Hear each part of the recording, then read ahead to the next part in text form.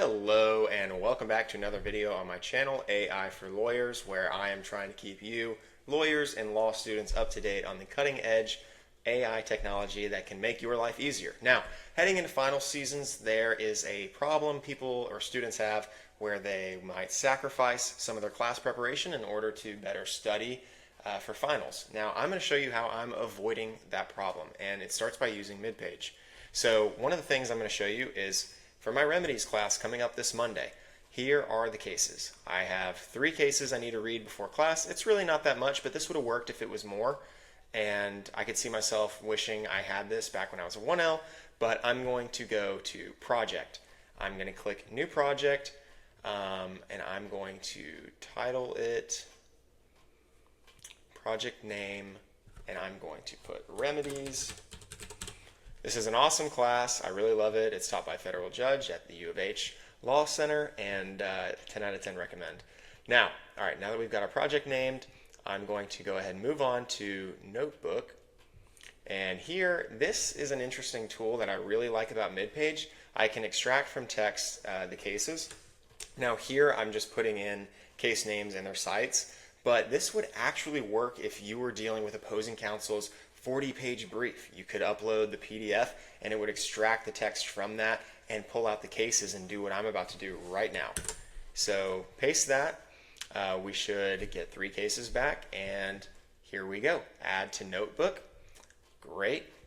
So now we're going to take a gander at these and see what we're working with. All right, Williams, Baker, and Campbell. These are, in fact, the correct cases, so that's good to see. And now the next thing I'm going to do is I have a few questions I'm going to ask it. And the best thing, in my opinion, about Midpage is the notebook function. There's also another thing I'm going to go ahead and point out before we move further, and that is during class. If you are a law student and your syllabus allows you to use AI for studying or class purposes, then you can click the case. You can open it up, and right here in the Ask Anything window, if your professor live during class asks a question and you're on your laptop and he asks about procedural history and you might have missed that, you can type it right here. What is the procedural posture of this case? Now, you type that in, and in a few seconds, you're going to get the answer with citations to the case. They're going to take you right to why it is they believe that is the answer. And so you can check this before you raise your hand and you say, Professor, I've got it. So that's a really awesome feature I just wanted to show off really quick. All right, let's go ahead and start making my case briefs. And here I'm going to go ahead and take this prompt I already prepared, create a law school style case brief with 3 sections: facts, issue, holding, and reasoning. All right, so I'm going to copy that. And because I just don't want to bore you guys with my slow typing, I'm going to add a column. So these are already a bit of a synopsis of each case, but now I can tell it what I really want. All right, add that column. That's going to start loading. I'm going to go ahead and pull out the next question I want. What are punitive damages? Or I could ask it, how do these cases build on one another? But I think I'm going to go with these last 2. What are the plaintiff's best arguments? And then I'm going to ask it in a new column, what are the plaintiff's best arguments? And what are the defendant's best arguments? I find this is what we spend a lot of our time in remedies talking about, because as attorneys, we need to know how to argue either side of the case.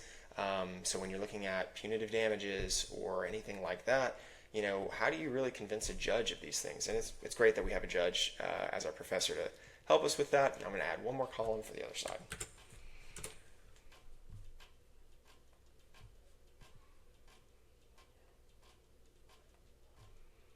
All right, so let's go back to that first column and let's check it out. So facts: insurer refused to settle within limits, exposed insureds to excess verdict, delayed payment, and used nationwide PP&R practices. Jury awarded $145 million. Awesome. Let's go issue: whether a $145 million punitive award based on nationwide dissimilar conduct violates due process limits on punitive damages. Awesome issue statement. Holding and reasoning: yes, punitive damages must be reasonable and proportionate. Reprehensibility must focus on conduct harming plaintiff, not lawful, out of state, or dissimilar acts. Single-digit ratios generally mark due process. especially with substantial compensatories. So I really like how it's going into that. And again, before you want to start studying this material, let's check the work. So I'm going to click on the site it has to the case, and it's going to take me right there for a more fundamental reason, and this is to the reasoning. And I can check this, okay? So that's great. You never have to worry about that fear of hallucination a lot of people talk about when dealing with the law. We're not taking it at its word. That would be irresponsible. We have a higher obligation or requirement or duty as lawyers, and so we're going to check it, and Midpage makes it really easy to do that. So we can click on all the numbers and sites it gives us, and it'll take us right to that point in the case. And furthermore, again, you can use that feature to ask any question you have. So that's what I'm doing, and I'm going to go ahead and I'm going to copy this with this copy cell, and this is for my State Farm case, and I'm going to go here. And obviously in real world I would spend a little bit more time just reading through it, but for the purposes of this video, there, I put it in, I'm ready to move on and to the next case. So that is how I'm staying ahead this final season and making time, for my studying while not sacrificing any of my awareness of what's going on in class and my ability to participate in class. Again, worst case scenario, if they ask a question I'm not sure of, I can have the case, talk to Midpage, talk to the case, and have it take me directly to it. The last thing I'll say, because I already was kind of touching on this similar concern earlier, is when you're looking at these cases, these are real cases, okay? These are pulled from the court reporters, and these are 100% legitimate real cases if you are looking at this page, okay?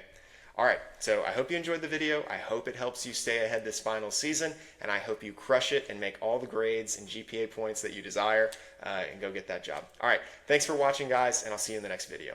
Take care.